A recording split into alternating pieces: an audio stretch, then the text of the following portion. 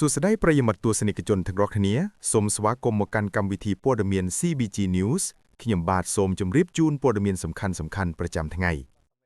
យោងតាមព័ត៌មានចុងក្រោយបំផុតដែលកំពុងមានការចាប់អារម្មណ៍ខ្លាំងបានបង្ហាញថាប្រទេសបារាំងបានត្រៀមខ្លួនរួចជាស្រេចក្នុងការផ្ដល់នូវឯកសារច្បាប់និងផែនទីផ្លូវការនានា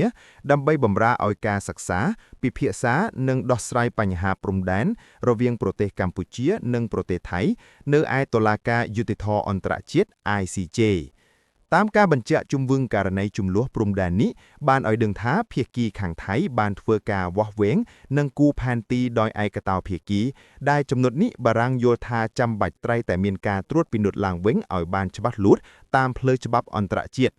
ប្រសិនបើមានការសម្រេចចិត្តជាក់លាក់ណាមួយកើតឡើងនេះនឹងក្លាយជាឱកាសដ៏សំខាន់បំផុតក្នុងការកំណត់ខណ្ឌសីមាព្រំដែនឲ្យបានច្បាស់លាស់ដើម្បីបញ្ចប់បញ្ហាដែលបានអូសបន្លាយយ៉ាងរ៉ាំរ៉ៃ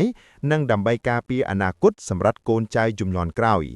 ពាក់ព័ន្ធនឹងការផ្ដល់ឯកសារនេះដែរលោក Louis David ឯកអគ្គរដ្ឋទូតកម្ពុជាប្រចាំប្រទេសបារាំងបានថ្លែងនៅឯទីក្រុងប៉ារីសកាលពីថ្ងៃទី25ខែមករាឆ្នាំ2026ថាប្រទេសបារាំងបានត្រៀមខ្លួនរួចរាល់ក្នុងការផ្ដល់ឯកសារនិងផែនទីប្រវត្តិសាស្ត្រដើម្បីគាំទ្រដល់ដំណោះស្រាយផ្នែកច្បាប់នៃបញ្ហាព្រំដែនរវាងកម្ពុជានិងថៃលោកឯកអគ្គរដ្ឋទូតបានបញ្ជាក់បន្ថែមថាភាគីបារាំងមានឆន្ទៈខ្ពស់ក្នុងការផ្ដល់នៃសម្ភារៈជាឯកសារពាក់ព័ន្ធដែលអាចជួយដល់កិច្ចខិតខំប្រឹងប្រែងដោះស្រាយជម្លោះព្រំដែនដ៏យូរអង្វែងនេះតាមរយៈមធ្យោបាយផ្លូវច្បាប់និងសន្តិវិធីឯកសារនិងផែនទីទាំងនេះនឹងរួមចំណែកយ៉ាងសំខាន់ក្នុងការបញ្ជាក់អំពីព្រំដែនប្រវត្តិសាស្ត្រនិងគាំទ្រដល់រាល់សកម្មភាពដែលធ្វើឡើងស្របតាមច្បាប់អន្តរជាតិកន្លងមកកម្ពុជាបានប្រកាសគោលជំហរម្ដងហើយម្ដងទៀតថាខ្លួនពេញចិត្តនឹងការដោះស្រាយបញ្ហាព្រំដែនតាមរយៈយន្តការផ្លូវច្បាប់និងការសន្ទនាដោយផ្អែកលើកំណត់ត្រាប្រវត្តិសាស្ត្រនិងដំណើរការតុលាការអន្តរជាតិជាងការប្រើប្រាស់វិធីប្រឈមមុខដាក់គ្នាក្នុងនាមជាអតីតអាណាព្យាបាលលើប្រទេសកម្ពុជាបារាំងមានរក្សាទុកនូវឯកសារយ៉ាងទូលំទូលាយតាំងពីដើមសតវត្សទី20រួមទាំងផែនទីផ្លូវកាយដែលធ្លាប់ដើរតួនាទីយ៉ាងសំខាន់នៅក្នុងសំណុំរឿងផ្លូវច្បាប់អន្តរជាតិទាក់ទងនឹងព្រំដែនកម្ពុជាថៃជាការពិតណាស់ភាគីថៃហាក់ដូចជាមិនចង់ដោះស្រាយបញ្ហានេះតាមរយៈប្រព័ន្ធផ្លូវច្បាប់ឬមានការចូលរួមពីភាគីទី3ឡើយមិនថាជាការដោះស្រាយដែលមានការចូលរួមពីអាស៊ានឬអង្គការសហប្រជាជាតិក៏ថៃមិនពេញចិត្តដែរភាគីថៃតែងតែចង់ប្រើវិធីចងមុងដោះស្រាយពលគឺចង់ចរចាតែជាលក្ខណៈទ្វេភាគីពលគឺចង់ចរចាតែពីរនាក់ប៉ុណ្ណោះមូលហេតុគឺដោយសារតែការដោះស្រាយទ្វេភាគីងាយស្រួលដល់ថៃក្នុងការប្រើអធិបុលសម្លុតគំរាមកំហែងឬបំលែងការពិតតាមតែអំពើចិត្តនិងក៏មិនចង់ឲ្យប្រទេសដទៃទៀតបានដឹងអំពីល្បិចកលឬភាពមិនប្រក្រតីរបស់ខ្លួនដែរដោយសារតែដឹងច្បាស់ពីទង្វើរបស់ភាគីថៃដែលតែងតែប្រើវិធីចរចាទ្វេភាគីដើម្បីបន្លំនិងកេងចំណេញកម្ពុជាពេលនេះបានដើរហួសពីក្របខ័ណ្ឌទ្វេភាគីហើយកម្ពុជាបានរុញបញ្ហានេះចូលទៅក្នុងតំបន់អាស៊ាននិងបានរាយការណ៍ជាបន្តបន្ទាប់ទៅកាន់អង្គការសហប្រជាជាតិដោយមានការចូលរួមដឹងឮពីប្រទេសមហាអំណាចដូចជាចិននិងសហរដ្ឋអាមេរិកជាដើម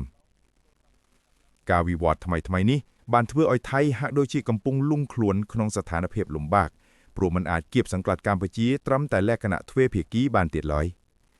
នៅក្នុងកិច្ចប្រជុំអាស៊ានដែលបានបដូរវេនប្រធានពីប្រទេសម៉ាឡេស៊ីទៅឲ្យប្រទេសហ្វីលីពីន